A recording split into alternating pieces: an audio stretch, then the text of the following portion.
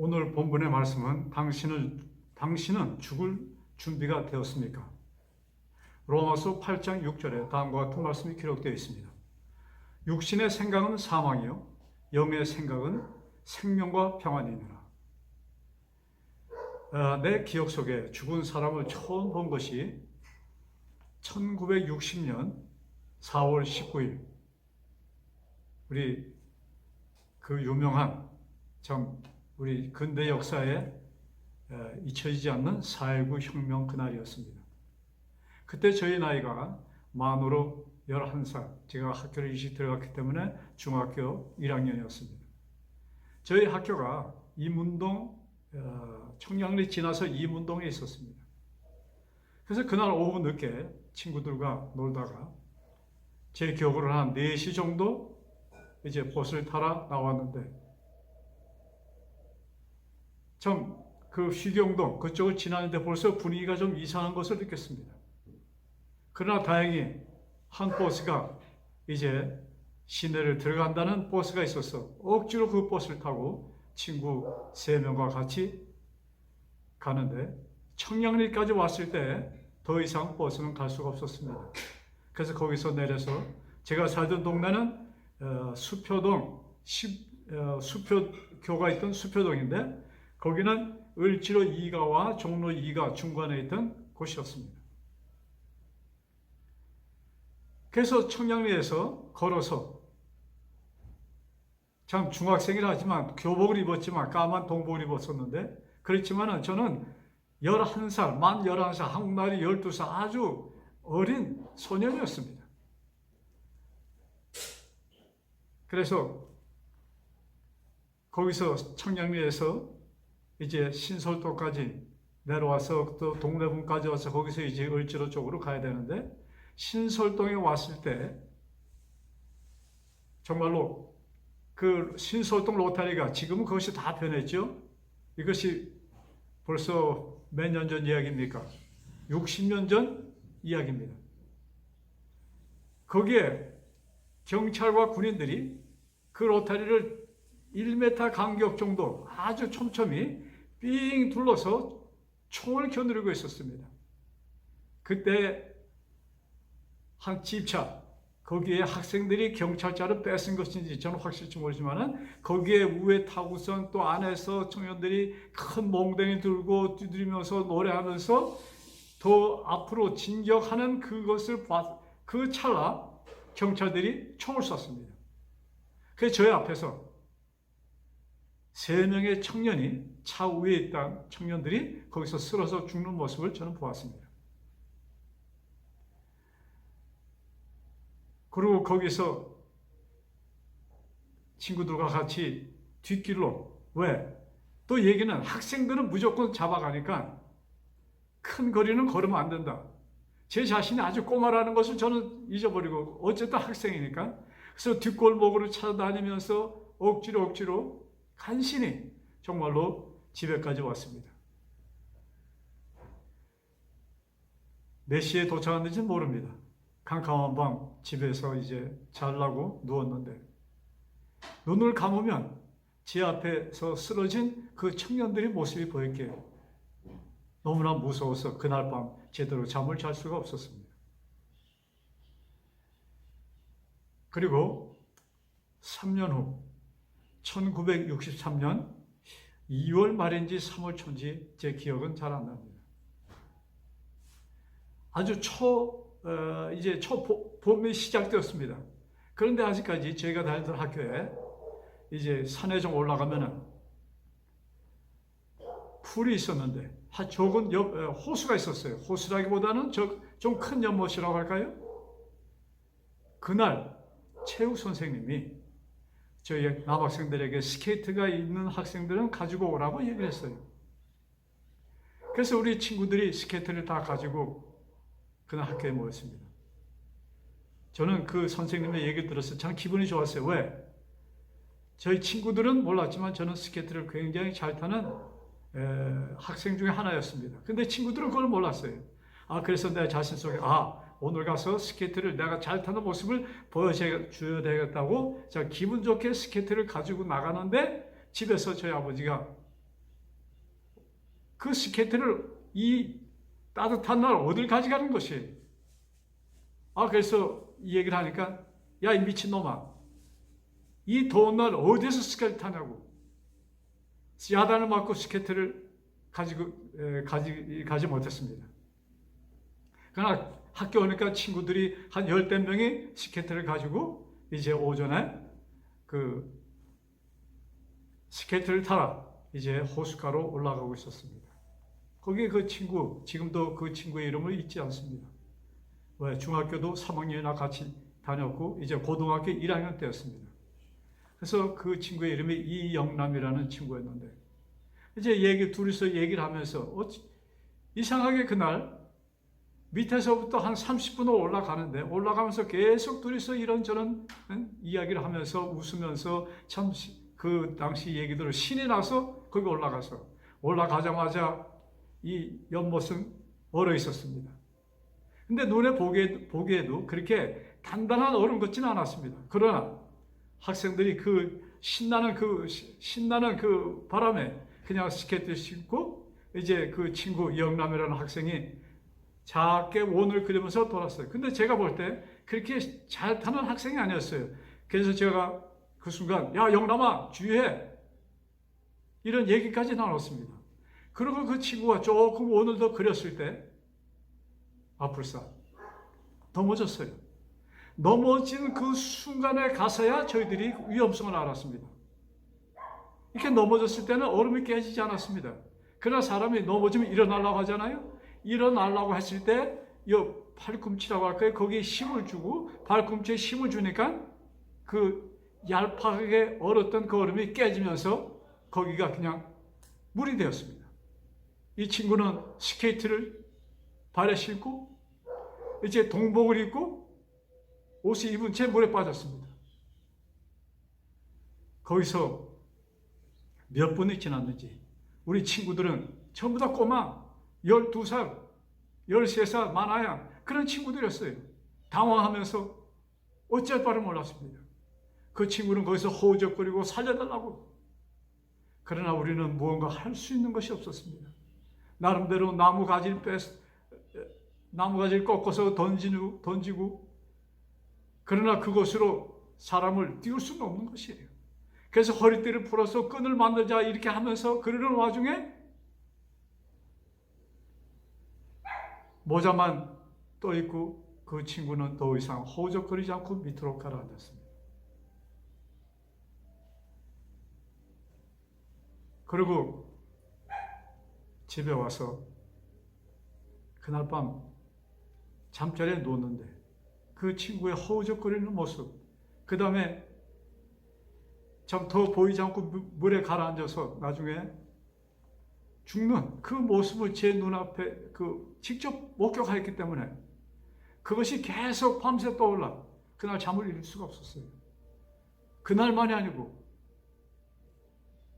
제 기억으로는 한 2달 이상을 그렇게 저녁 때마다 잠자기 전에 그 친구의 모습이 떠오르면서 그때 내 머릿속에 떠오르는 생각은 나도 분명히 저 자리에 있을 수 있었는데 내가 만약 그 자리에 있었으면 나는 어떤 생각을 하였을까?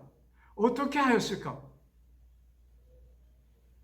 그 생각을 하면은 몸에 소름이 끼치면서 두려웠습니다. 죽음의 두려움, 공포였죠.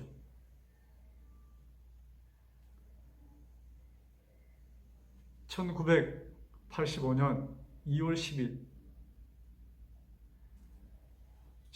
저희 살아가던 아버지가 운명하신 날이었습니다. 한 3주 전에 저희 아버지와 같이 그 가까운 우리 교인의 결혼식이 있어서 먼 거리를 자동차 타고 1200km나 되는 거리인데 자동차를 타고 여행을 갔습니다. 겸사겸사.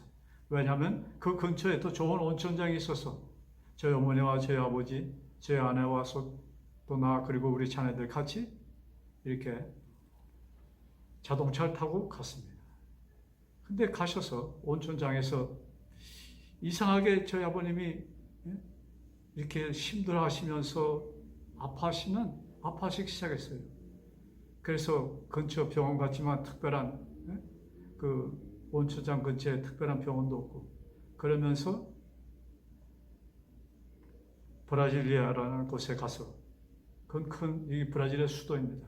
큰 병원에 가서 검사를 했을 때 간암이라는 진단을 받게 되었습니다. 이제 걸어서 거기 갔지만 며칠 사이에 이제 휠체어를 타고 사우파울에 오시게 되었습니다. 그 당시 저희 절친한 한 친구가 이 사우파울 시내의 병원의 원장으로 계셨었습니다. 그 모든 실험한 것을 보여주면서, 검사한 것을 보여주면서 어떻게 해야 될 것인지 저는 논의했습니다. 당신의 아버지가 이 처지라면 당신은 어떻게 하겠습니까? 그때 저희 친구는 잠깐 침묵의 시간을 지난 다음에 저에게 이렇게 얘기했습니다. 나의 아버지라면 나는 이 시간 아무것도 안 해주겠네. 편하게 가시도록 둬두는 것이 가장 좋은 선택이라고 얘기를 해주었습니다. 가나 말이었습니다. 그렇게 기억으로 한 석 주일 정도? 그래서 저는 그 순간, 우리 아버지는 이제 가실 텐데, 이제 가시면 우리 아버지는 꼭 구원을 얻으셔야 돼. 꼭 천국에 가셔야 돼. 이것이 저의 머리에 떠오르는, 저의 머리에 꽉 차 있는 생각이었습니다. 그래서 병원에 입원하시고 그날부터 매일같이 운명하시는 그 순간까지 같이 있었습니다. 시간 때마다 아침 저녁 말씀을 보고 기도하며 찬송하며 저희 아버지와 같이 참 많은 이야기를 나누며 지냈습니다. 그래서 주변 우리 형제들에게 다 알려서 이제 날이 갈수록 나빠지게 이제 운명할 시간이 되었구나 하면서 저희 형제들이, 지방에 살던 형제들이 다 모였습니다. 그때 이미 저희 형님과 동생들이 왔을 때 저희 아버님은 자녀들을 알아보지 못하셨습니다. 쉽게 얘기하면 무의식 속에 빠졌다는 얘기죠. 저는 저희 어머님과 같이 계속 기도합니다. 아버지, 하나님 아버지, 꼭 우리 아버지 천국에 가야 됩니다. 이것이 저희들의 기도였습니다.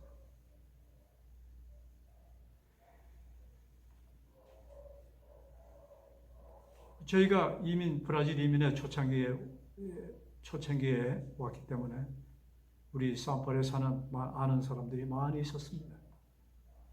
그래서 병원이 참 제 아버님이 위독하시다는 소문이 듣고 그치지 않고 계속 사람들이 왔습니다. 근데 제 기억으로는 운명하시기 한 닷새 전 아주 친한 친구분이 오셨는데, 이분은 소식을 늦게 들어서 그때 오신 거예요. 그의 아내와 그의 어머니와 같이 오셨어요. 근데 그때는 이미 그 2, 3일 전부터 저희 아버지는 의식이 없었습니다. 자식들도 알아보지 못했습니다. 근데 그 친구 되시는 분이 병원 입원실 문을 딱 열면서 들어오면서 너무나 갑작스럽고 뜻밖의 일이기에 강령 이게 무슨 일이야 하면서 저희 누워있는 제 아버지의 손을 잡았습니다. 그때 이것이 웬일입니까? 그때까지 아무 눈도 뜨지 못하시던 아버지가 눈을 뜨시면서 그 친구에게 얘기하기 시작합니다. 예수를 믿으세요. 전도하신 것입니다. 예수를 믿으라고. 나는 이제 먼저 가지만 내 자리를 채워달라고 이렇게 부탁하시면서 저희 아버님은 그 친구의 손을 잡고 기도하기 시작하였습니다. 너무나도 또렷한 음성으로 기도를 하셨습니다.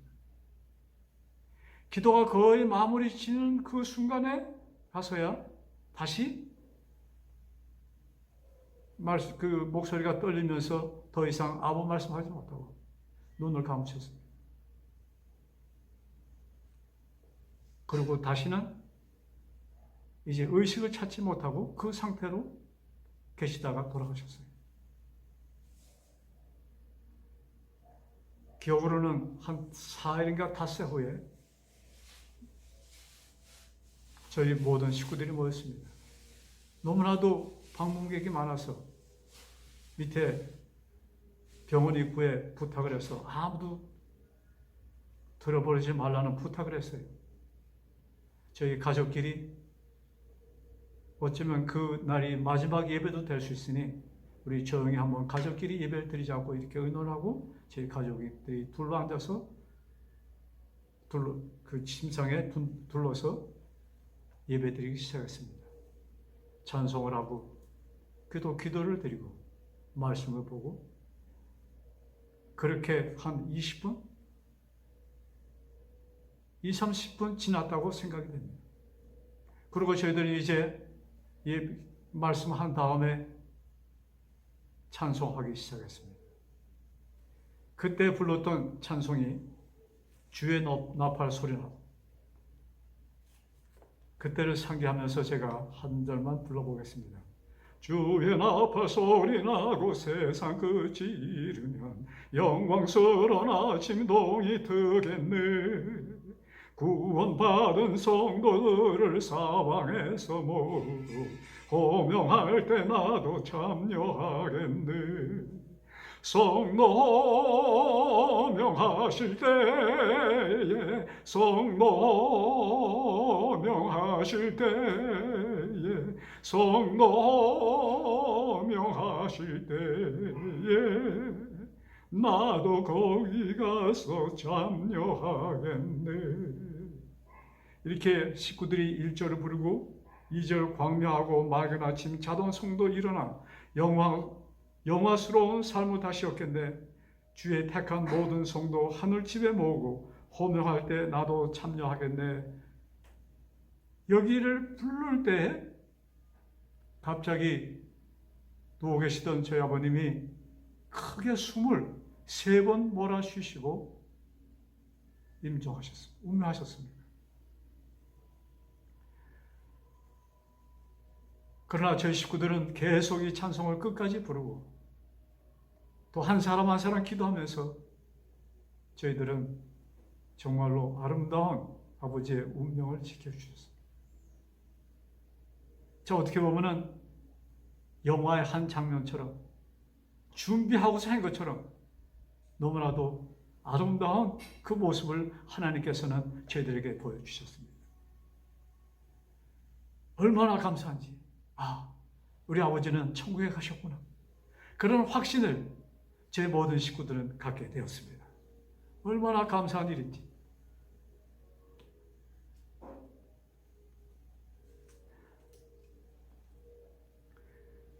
우리 성경 말씀 하나 찾아봅시다. 요한복음 11장 25절부터 26절에 있는 말씀. 이 말씀은 우리 예수님과 그의 사랑하는 친구의 여동생 마르다와의 대화인 것입니다. 왜 사람들은 죽음 앞에서 두려워합니까? 왜 죽음이라는 공포에 쌓여 있습니까? 거기에 대한 답이 여기 거기에 대해서 한 답이 되겠죠? 요한복음 11장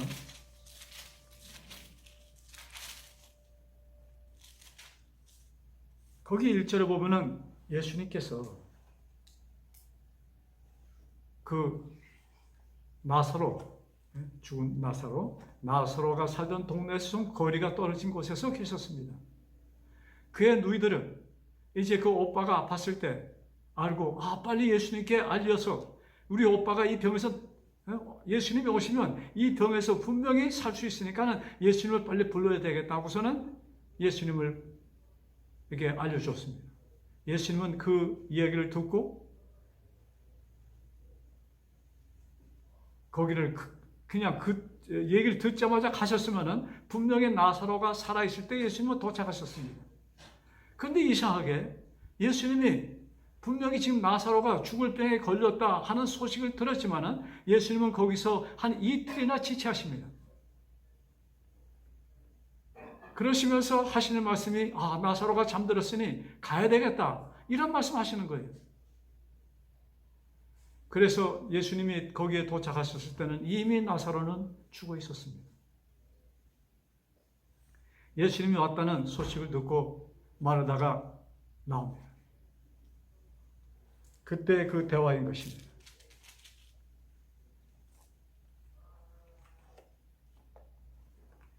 11장 17절. 예수께서 와서 보시니 나사로가 무덤에 있은지 이미 나으리라. 21절. 마르다가 예수께 여짜오되 주께서 여기 계셨다면 내 오라비가 죽지 아니하였겠나이다. 그러면서 22절에 잘 들어보세요.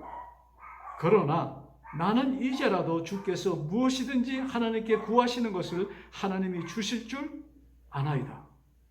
어찌 보면 굉장히 믿음이 있는 이런 얘기를 마르다는 예수님께 합니다. 그러면서 예수께서 이런 말씀하십니다. 예수께서 가라사대 내 오라비가 다시 살리라. 자, 22절에 마르다는 이제라도 예수님이 무언가 구하시면 될 것입니다고 얘기를 합니다. 그 말씀을 듣고 얘기를 듣고 예수님은 네 오라비가 다시 살 것이다. 그 얘기를 듣고 마르다는 다음과 같이 대답합니다. 마르다가 가로되 마지막 날 부활에는 다시 살 줄을 내가 아나이다. 마르다는 무엇이든지 구하면 된다고 얘기는 하였지만 그러나 거기에서 다시 살릴 것이라는 생각은 못하고 있었습니다. 그러면서 예수님께서 유명한 다음과 같은 말씀하십니다. 25절의 말씀입니다. 예수께서 가라사대 나는 부활이요 생명이니 나를 믿는 자는 죽어도 살겠고 무릇 살아서 나를 믿는 자는 영원히 죽지 아니하리니 이것을 내가 믿느냐? 나는 부활이요 생명이니 나를 믿는 자는 죽어도 살겠고. 여러분, 우리가 이 말씀을 진정 믿는다면 우리는 죽음 앞에서 두려워할 이유가 하나도 없겠죠? 그런데 왜 사람들은 두려워합니까? 로마서 8장 6절 7절에 있는 말씀 봅시다. 로마서 8장 6절 7절에 육신의 생각은 사망이요 영의 생각은 생명과 평안이니라. 육신의 생각은 사망이요 영의 생각은 생명과 평안이니라. 육신의 생각이 무엇일까요? 마귀의 생각이겠죠. 근심, 걱정, 시기, 자만, 질투, 불평, 세상을 어찌 보면 세상을 움직이는 에너지라고도 볼 수 있겠습니다. 이 모든 생각은 우리에게 사망을 갖다 주는 것이다. 그 대신 하나님의 생각은 너희들에게 생명을 줄 것이라는 말씀입니다. 자, 이 말씀을 비춰볼 때 인생들이 죽음의 공포에 쌓였다는 것은 육신의 생각에 빠져 있기 때문에 그렇다는 말씀이 아니겠어요?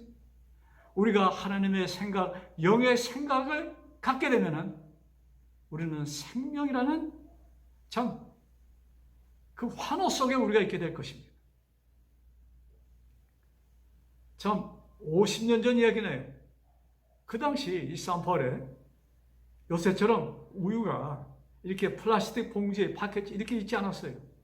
그 당시 우유는 아주 두꺼운 병에 오랫동안 쓸 수 있도록 그래서 우유를 사면은 그 병에 샀습니다. 그리고 병에 가져와서 집에서 마시고 빈 병을 가져가서 또 우유 담은 것을 가져오고 이렇게 돌아가고 있었습니다. 그때 어떤 사건이 하나 있었냐면은 그 젊은 부부가 아주 어린아이가 있었는데 2살인지 3살 정도의 어린아이가 집에 있었는데 갑자기 어린아이가 그 우유병에 손을 집어넣고 빼지를 못하는 거예요. 그 엄마가 아무리 빼려고 애를 쓰는데 안 빠집니다. 어린애는 막 울기 시작합니다. 그 안에 있는 손이 시뻘개집니다. 더 이상 빼버리 이 병을 깨면은 너무나 두꺼운 유리이기 때문에 어린애가 다칠 수 있어요. 그러니까 그것도 못하고 이제 그 엄마가 그 회사, 남편이 있는 회사에 전화를 했습니다. 여보, 지금 큰일 났어요. 지금 우리 아기가 지금 병에 손을 집어넣고 빼지 못하고 이거 어떻게 할지 모르겠어요. 막 울고. 그래서 그 남편이 그 얘기를 듣고 불이 나게 집에 왔습니다. 와서 보니까 그 어린아이가 병에 손이 들어갔는데 빼질 못하고 그 아버지도 암만 노력해도 빠지질 않는 거예요. 그때 문득 아버지가 생각이라, 그럼 손에 어떻게 들어갔지? 이 생각이 났던 것입니다. 그래서 애기에게, 야, 아가야, 너 손 어떻게 집어넣니? 네가 손을 집어넣었을 때처럼 한번 손을 움직여봐. 그러면 나올 수도 있겠다. 그 얘기를 듣던 어린아이가 이게 움켜졌던 주먹을 딱 펴니까 손에서 유리로 된 다마 있잖아요. 우리 옛날에 참 어린아이들이 갖고 놀던, 요새는 있는지 모르겠습니다. 그 다마가 똑 떨어졌습니다. 그래서 손을 쭉 이렇게 모으니까 거기서 안전하게 뺄 수가 있었습니다. 참 아주 단순한 어린아이에게 그 가정에 실제로 있었던 이야기입니다. 제가 그 이야기를 듣고 한 교훈을 배웠습니다. 노면은 자유스러운 것은 그 어린아이는 그 놀다가 구슬다마가 거기 들어가서 그것을 빼기 위해서 손을 이렇게 모으고선 집어넣어서 그 다마를 움켜쥐었습니다. 다마를 움켜쥐고 놓으면 또 떨어지니까 다마를 건지기 위해서 주먹을 쥐고 손 빼려니까 나오지 않고 있었습니다. 여러분, 참 우리 인생들의 삶이 그렇지 않은가 생각해 봅니다. 세상을 움켜쥐고 있으면 우리는 이 세상에 묶여 있습니다.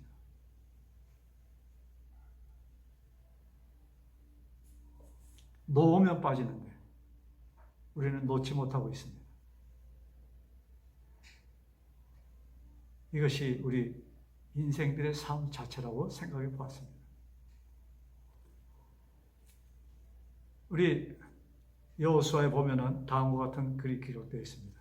여호수아가 이제 이스라엘 백성을 이끌고 그 광야 생활을 이제 마무리하면서 그 다음에 요단강을 건넜습니다. 그 다음에 거기서 참 이 개척 이제 가나안에 와서 하나하나 이제 점령해 나가면서 이렇게 여호수아는 살고 있었습니다. 그때 여호수아가 이제 나이가 많았습니다. 이제 죽을 때가 된 것을 알고 이스라엘 백성을 모으고 다음과 같은 이야기를 합니다. 여호수아 24장에 있는 말씀입니다.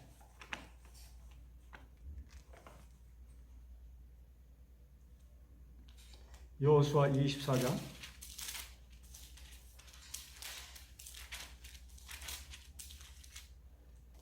15절. 만일 여호와를 섬기는 것이 너에게 좋지 않게 보이거든 너희 혈조가 강 저편에서 섬기던 신이든지 혹 너희의 거하는 땅 아모리 사람의 신이든지 너희 섬길 자를 오늘 택하라. 오직 나와 내 집은 여호와를 섬기겠노라. 이제 여호수아는 이제 이스라엘 백성을 떠나면서 이제 오늘 너희들이 섬길 자를 택하라. 이방 신을 섬기든 그렇지 않으면 여호와 하나님을 섬기든 둘 중에 하나를 택하라고 여호수아는 호소합니다. 그러면서 19절에 다음과 같은 얘기를 합니다. 여호수아가 백성에게 이르되 너희가 여호와를 능히 섬기지 못할 것은 그는 거룩하신 하나님이시요 질투하는 하나님이시니 너희 허물과 죄를 사하지 아니할 것이니라. 참 어떻게 보면 이 말씀 보면은 여호수아가 이 백성이 과연 하나님을 섬길까 의심했다는 것이 드러나죠. 그러면서 그들에게 마지막으로 호소합니다. 만일 너희가 여호와를 버리고 이방 신들을 섬기면 너희에게 복을 내리신 후에라도 돌이켜 너희에게 화를 내리시고 너희를 멸하시리라. 참 여호수아는 목이 곧은 이스라엘 백성을 너무나도 잘 알고 있기에 이렇게 그들을 떠나면서 얘기를 합니다. 나와 내 집은 여호와를 섬기기를 선택하였으니 너희들도 선택하라. 참 감사하게도 그 다음에 사사기를 보면은 여호수아 생전에 살던 사람, 그 장로들이 살아있는 동안 이스라엘 백성이 하나님을 섬겨서 잘 살았다는 이야기가 나옵니다. 자, 이방신이라는 것이 뭐예요? 이방신은 그죠? 사람들이 신 하면은, 우상 하면은 무엇을 만들어 놓고 돌로 금붙이로 이런 것을 만들어 놓고 그것만을 생각하는데, 실제적으로 이방신은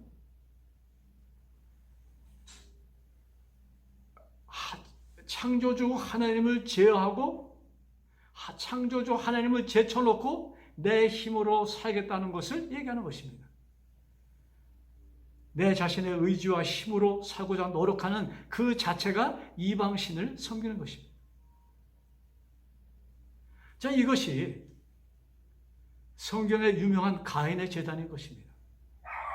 가인은 우리를 위하여 돌아가신 제물을 제쳐놓고 나의 의지, 나의 노력, 나의 수고로 그는 제물을 삼았던 것입니다. 아벨은 예수님을 제물로 드리는 것입니다. 나를 위하여 돌아가신 어린 양, 그 예수님을 제물로 드렸고, 가인은 나의 의지, 나의 생각, 나의 수고, 이것을 드렸습니다. 이것이 가인과 아벨 제단의 차이인 것이었습니다. 계시록에 보면은 요새 많이 읽혀지는 말씀이죠. 구원받은 자들의 특징을 말씀하시면서 그들은 하나님의 계명을 지키는 자라고 여러 차례 기록합니다. 그러므로 그 말씀을 본 많은 성도들이 우리는 하나님의 계명을 지켜야 꼭 구원을 받습니다. 하나님의 계명을 지켜야 됩니다. 이것이 그들의 입술에 붙어 있습니다.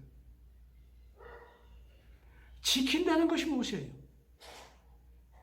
지킨다는 것은, 하나님의 계명을 지킨다는 것은 하나님께서 이루신 구원을, 잘 들어보세요. 하나님께서 이루신 구원, 즉 나를 위하여 돌아가신 예수님을 나의 구주로 받아들이는 것을 말하는 것입니다. 이것이 참다운 지킴이에요. 나를 위하여 우주를 창조하신 예수님께서 인간으로 오셔서 피를 흘리시고 죽으셨다는 그 사실을 받아들이는 것이 진정으로 하나님을 믿는 것이고, 그것이 하나님의 계명을 지키는 것이요, 그것이 하나님의 도장이 되는 것입니다.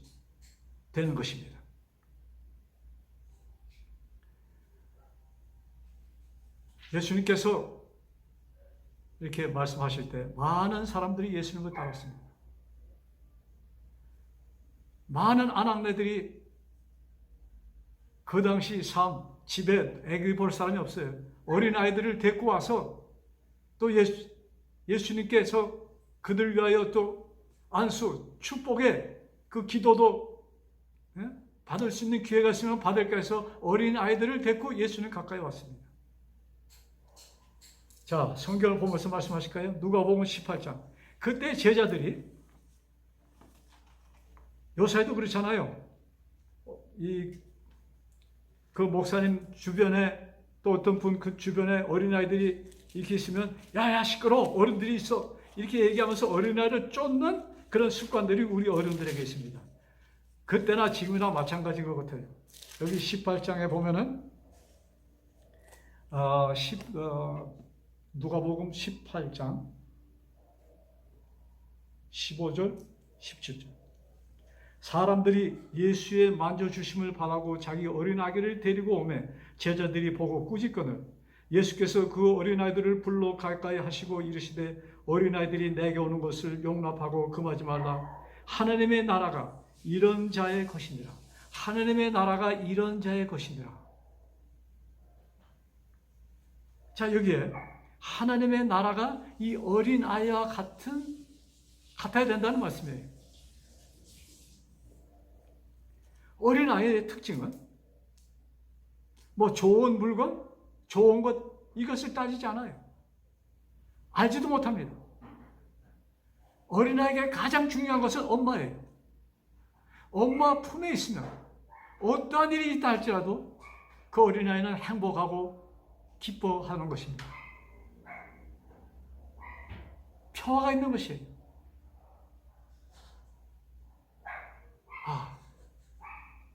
우리가 이 어린아이처럼 하나님 품 안에 있을 때 우리는 평화를 찾게 되는 것입니다.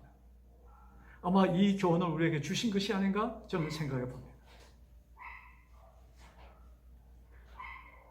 지금으로부터 한 70년 전 이야기입니다. 오늘은 옛날 얘기를 많이 하네요.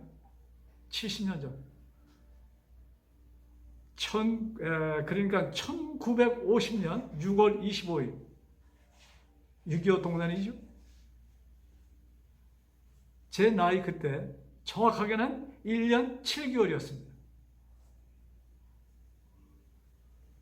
1년 7개월, 8개월. 그때 저희가 서울에 살고 있었는데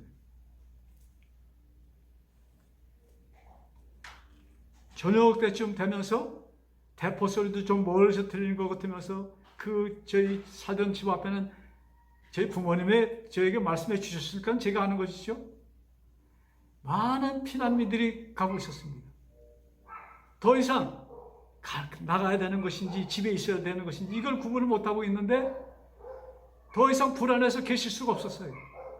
그래서 저녁을 먹으려고 밥상을 차려놨다가도 그 저녁도 먹지 못하고 간단하게 간추리고 피난 보따리를 메고 이제 집을 나와서 남쪽으로 가기 위해서 한강을 건너라 한강 있는 곳으로 가고 있었습니다. 캄캄한 밤이었습니다. 굳은 비가 내리고 있었다고 했어요. 그래서 사람들은 보재기를 뒤집어 쓰고 그 많은 사람들이 어둠 속에 조용하게 수십만 명의 사람들이 걸어간 것이죠. 그 무리 가운데 저희 부모님 또 저희 고모도 같이 갔다고 하였습니다. 그래서 서로 거기서 헤어지면 안 되니까 그 당시 다니던 교회 이름이 일신이었습니다. 그래서 암으로 몇 걸음 가다가 일신 하면서 헤어지지 않게 너무 깜깜하니까 보이지가 않으니까 그렇다고 손을 잡고 갈 수도 없는 것이고 근데 그 순간 그저 사람들이 그냥 아주 그냥 그 침묵 속에서 그 얼굴에 정말로 괴로움 속에서 가는데 한 노래소리가 들리기 시작했습니다. 새야 새야 파란 새야 녹두밭에 앉지 마라 녹두꽃이 떨어지면 청포장수 울고 간다. 엄마 등에 엎여서 엄마 등에 엎으니까 너무나 좋아요. 평화가 있고 행복했어요. 그 행복한 어린아이가 그 노래를 부르고 있었습니다. 그 노래를 들은 저희 고모, 저희 어머니는 참 눈실이 뜨거워졌다고 했어요. 참 어린아이는 지금 피난길을 가는데 천진난만한 이 어린아이가 그 당신의 아들이 잔등에 엎혀서 그 노래를 하는 것을 들으면서 참 앞으로 어떻게 펼쳐질지 모르는 그 길을 가고 있었습니다. 이 주변이 아무리 전쟁으로 휘몰아쳐도 엄마 잔등에 업힌 그 엄마의 따뜻한 잔등을 느낀 어린아이는 그냥 즐겁기만 했던 것입니다. 사람들이 밤길에 가다 보면 넘어집니다. 여러분, 돌에 걸려서 넘어집니다. 근데 그 돌 때문에 넘어집니까? 그것이 아니에요. 낮에는 그 길 가다 안 넘어져요. 왜? 돌이 보이니까 피해갑니다. 그러나 밤에는 돌에 걸려 넘어져요. 문제는 돌이 아니고 밤에는 빛이 없는 것입니다. 우리 시편 27편 1절에 있는 말씀 봅시다. 시편 27편 1절부터 4절에 있는 말씀입니다. 자, 너무나도 복된 말씀이 기록되어 있습니다. 여호와는 나의 빛이요 나의 구원이시니 내가 누구를 두려워하리요. 여호와는 내 생명의 능력이시니 내가 누구를 무서워하리요. 여호와는 나의 빛이요 나의 구원이시니 내가 누구를 두려워하리요. 여호와는 내 생명의 능력이시니 내가 누구를 무서워하리요. 나의 대적 나의 원수된 행악자가 내 살을 먹으려고 내게로 왔다가 실족하여 넘어졌도다. 군대가 나를 대적하여 진칠지라도 내 마음이 두렵지 아니하며 전쟁이 일어나 나를 치려 할지라도 내가 오히려 안연하리로다. 여러분, 아무리 세상에 두려움이 우리를 공격한다 할지라도 내가 여호와 안에 있으면, 여호와의 빛이 나에게 있으면 나에게는 두려운 것이 없는 것입니다.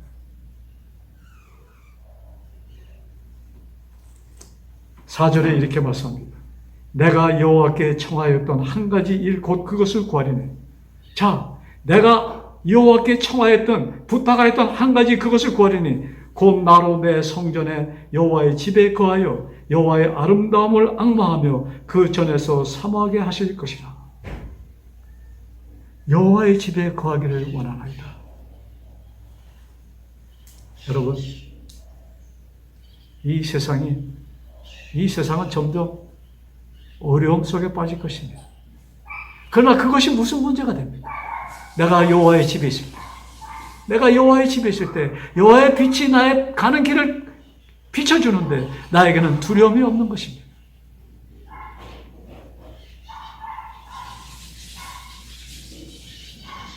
여러분,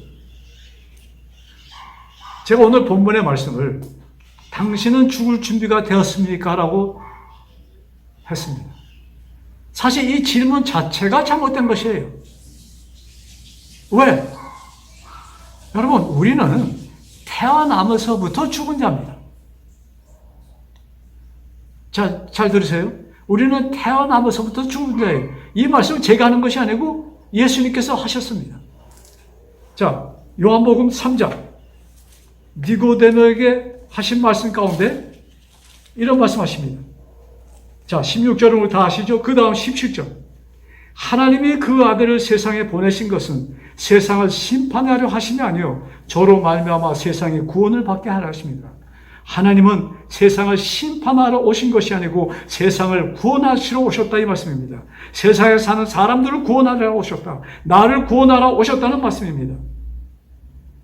그러면서 18절에 저를 믿는 자는 심판을 받지 아니하는 것이요 믿지 아니하는 자는 하나님의 독생자의 이름을 믿지 아니함으로 벌써 심판을 받았느니라. 여러분, 우리는 태어날 때 아무것도 몰랐어요. 예수님을 믿지 않았습니다. 그러나 우리는 심판을 받은 자체, 즉 죽어있는 상태라는 얘기입니다. 온 인류는 태어나면서부터 죽은 자들이라는 것입니다. 자, 죽은 자가 할 수 있는 것이 무엇이 있습니까? 죽은 자가 할 수 있는 것은 한 가지, 사는 것입니다. 글쎄, 그냥 죽은 상태로 있을 수도 있겠죠? 그냥 있는 것은 죽은 것이에요. 하나님께서는 우리가 죽은 대로 있지 말고 살기를 원하셔서 이 세상에 오셨다는 것이 요한복음 3장에 있는 말씀입니다. 여러분, 사도 바울은 데살로니가 교회, 빌립보 교회에 편지하면서 다음과 같은 말씀합니다. 데살로니가전서 5장 15절부터 18절에 있는 말씀. 항상 기뻐하라. 쉬지 말고 기도하라. 그러니까 항상 기도하라는 얘기죠. 그 다음에 항상 감사하라. 여러분, 부활이요 생명 되시는 예수님께서 나를 위하여 이 세상에 오셨고, 나를 위하여 그는 십자가에서 나의 죄값을 이미 치르셨고 나에게 구원을 주셨기에 우리는 항상 기뻐하고, 또 거기서 우리의 마음이 변할까? 변할 수 있는 가능성도 있는 거예요. 왜? 마귀가 있잖아요. 그렇기 때문에 우리는 항상 기도하라는 말씀. 우리가 기도할 때, 우리가 기도를 안 해도 성령 하나님께서는 우리를 위하여 탄원하신다고 말씀하셨습니다. 근데 우리가 기도할 때 그는 더 힘있게 우리를 위하여 탄원하십니다. 나를 위하여 돌아가신 예수님이 계시기에, 나를 위하여 탄원하시는 성령님이 계시기에, 나를 위하여 나를 기다리시는 아버지 하나님이 계시기에 우리는 항상 기뻐하고, 우리는 항상 기도할 수 있으며, 우리는 항상 감사할 수 있습니다. 기뻐하고 기도하고 감사합시다.